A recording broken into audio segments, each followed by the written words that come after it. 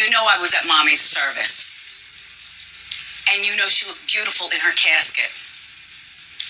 And you know that you fist fought a loving member of our family, half your age, who was supposed to be somebody, a blood relative, everyone, not my son. My son is in the back, shocked that he's at his grandmother's funeral, studying for midterm. And I'm going between a closed service saying hello to people, and also my son wanted me to quiz him so that he gets an A. It's weird how kids are, but he's 20, and it was something. You started a fight over an open casket right there with my mother. Thank God we were at a civilized funeral home. And the man of the funeral home blocked so Mommy wouldn't fall out and there'd be a catastrophe. You should know better at 53. And for all of you all who wonder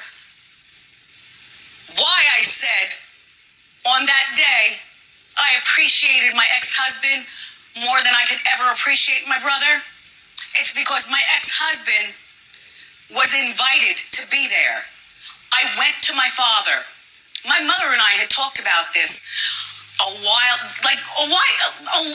time ago. You know, when you're 86 years old, it doesn't just happen.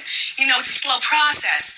And for me, I'm the daughter or family member, whoever, who would talk to my mom about anything, and I would ask her, you know, how do you want to look? My mother was wearing a beautiful cheetah print dress that my father got for dirt cheap at Neiman Marcus, and it was her barometer dress. It still had the tag on it. That was a minute and 30 seconds? Okay. Anyway, and she had on the right lipstick, a particular pink she wanted to wear. She looked gorgeous. They gave her tan because all she did was want to bake in the sun. She was a sun girl. And you fought with our family member. And my ex-husband came back to my son and I, and he said, I know it's not my place. By the way, he smelled really good and was Dior up and down. That was that, no, we're not getting back together. Follow what I'm saying to you. My son and I are sitting here studying. I'm trying to ignore what's going on over there, looking to make sure that my father's okay. My sister was kind of handling everything, and I was removed. And Big Kev said, I need to break this up. This is not right. Your mother wouldn't, this is not right. And I said, Kevin, what do you think, to my son? He said, Mommy, everybody's here is old, so nobody is getting up to fight. And so I said, all right, Kevin, you do this, but please don't throw fists and stuff, because you will be the one blamed, and me and your son will go to court and defend you all the way to the end, because we see. Do you understand the difference between, he will always be my ex-husband, but in the name of what was right, and we gave a low-key, whoa, Hunter, all three of our hands like this, and he walked up to the front and separated my brother and this young family member who was very confused being a young man, and moved it all out there to the lobby. Still heard the screaming. The funeral home turned up the music a little bit. Daddy was fine. We went on with the rest of the day. Before going back to my sister's for the collard greens and the good food that you do after a service, I said to my son, I said, you know, your dad is really something else. I don't want to mislead you or guide you into thinking that we're getting. He said, Mom, I know. I said, you want to just, the three of us, go out and grab something to eat and also bring stuff over to Aunt Wanda's? Do you want to just like change the mood and celebrate family and find it in our hearts to kind of not forgive, but move on in the name of the service and Papa and the rest of us? And my son said, yeah. And that's why we went out to eat afterwards, the three of us. He had the double R, you know, he's that guy. He had the double R. I sat in the back seat so I can take off my wrap dress. I had on a wrap dress. I tell you, a black wrap dress takes you everywhere. I took off my wrap dress, put on my leggings, put on a hoodie, changed my clothes. We're listening to Mobb Deep and all of our music, the three of us, and we go to a random place that had food that all three of us like to eat.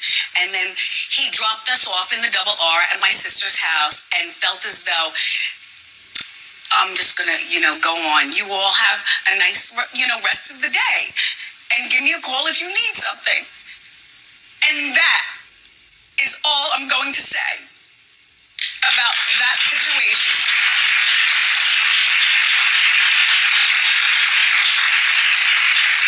Norman, do you have any questions?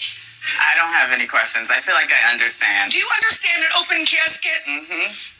It's ridiculous. That sounds terrible. Do you understand a 53-year-old man? Uh-huh. And a boy who's supposed to be looking up to him? Right. And how he's trying to peg me? And people are saying, oh, she wants to get back together with Big Kev. No, I don't.